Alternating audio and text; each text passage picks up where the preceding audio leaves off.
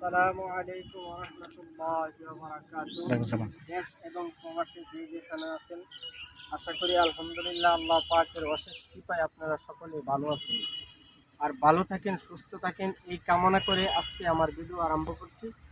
আমি আজকে এমন একটি ভেষজ নিয়ে আলোচনা করব যে এমন একটি কুদরতি গাছ আল্লাহ পাক রব্বুল আলামিন এটার মধ্যে কত কুদরত রেখেছে এবং কত আশ্চর্যজনক ধরনের কাজ রেখেছে। এই কাজ নিয়ে এবং গাছ নিয়ে আমি আজকে আলোচনা করব আপনাদের সামনে। তো গাছটি হয়তো আমি আজকে শ্রীরামপুর আসছিলাম অন্য এক কাজে, তো হঠাৎ করে দেখলাম যে লেনলাইনের পাশে এত কুদরতি আল্লাহ পাক এত গুণ ক্ষমতা রাখছে এই গাছের মধ্যে, যে গাছ নিয়ে আপনারা না দেখলে নাই হবে। অনেক পুরুষ এবং মহিলা ভাই বোনদের অনেক এ রোগটা থাকে, যাকে বলা হয় পাইলস। অত অত পাইলস রোগ এবং গ্রাম্য ভাষায় এটাকে বলা হয় গ্যাজ রোগ।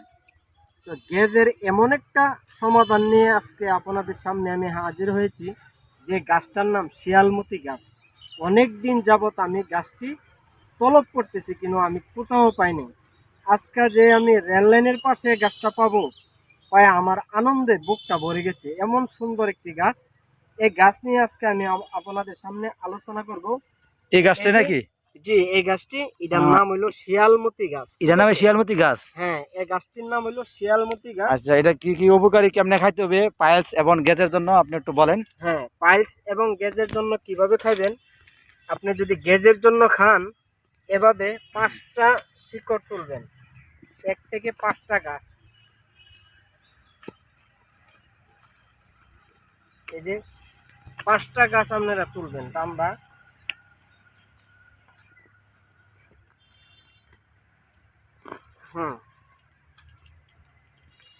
এটার মধ্যে বড় কোনো শিকড় হবে না এই গাছটার মধ্যে।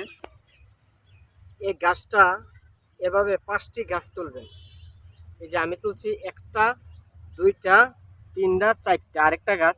এই যে 5টি গাছ এভাবে তুলবেন। 5টি গাছ তোলার পরে আপনারা এখান থেকে কাটবেন। এই যে এখান থেকে কাটবেন, এখান থেকে কাটবেন, প্রত্যেকটি গাছ 2 সেরা এখান থেকে কাটবেন। কাইটার সেরা 5টি গাছের শিকড়, এটার আবার শিকড় মোটা হয় না, লট ছাড়ে শুধু। এই 5টি শিকড় একসাথে কাটবেন। কাইটা সেরা ভালো করে ধৌত করে সমপরিমাণ ডালম পাতা নেবেন। সমপরিমাণ ডালম পাতা এবং 5টি গাছের শিকড় একসাথে রস করবেন। রস করে সেরা যাদের পাইলস আছে, সকালে খালি পেটও মাত্র 2 চামচ করে 5 দিন খাইবেন। 5 দিন খায় 1 মাস অফ রাখবেন।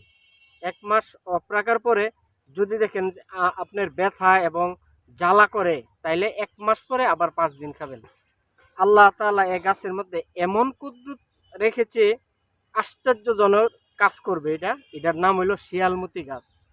যদি সঠিকভাবে গাছটা চিন্না আপনারা খাইতে পারেন, পাইলসের জন্য আর কোথাও কোনো ডাক্তারের কাছে যাইতে হবে না এবং অপারেশন করতে হবে না।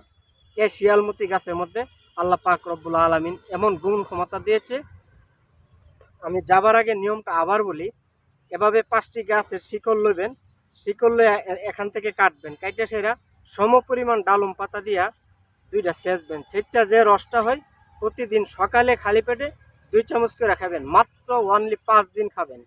5 দিন খাওয়ার পরে আপনার ব্যথা বন্ধ হয়ে যাবে, জ্বালা বন্ধ হয়ে যাবে, পায়খানার মধ্যে কোনো সমস্যা হবে না। 5 দিন খায় 1 মাস অফ রাখবেন। যদি দেখেন যে আপনার জ্বালা যন্ত্রণা আর হয় না, তাইলে খাওয়ার দরকার নাই। আর যদি 1 মাস পরে দেখেন জ্বালা যন্ত্রণা হইতেছে, আবার 5 দিন খাবেন। একটা মানুষের জন্য 10 দিন গ্যাপ দিয়ে খাওয়া, তার সম্পূর্ণ পাইলসের জন্য কোনো অপারেশন করতে হবে না, লক্ষ লক্ষ টাকা গুনতে হবে না, শুধু আমার এই টুটকাটা ব্যবহার করলে। এই বলে আজকে আমি এখান থেকে বিদায় নিচ্ছি। আসসালামু আলাইকুম ওয়া রাহমাতুল্লাহি ওয়া বারাকাতুহু।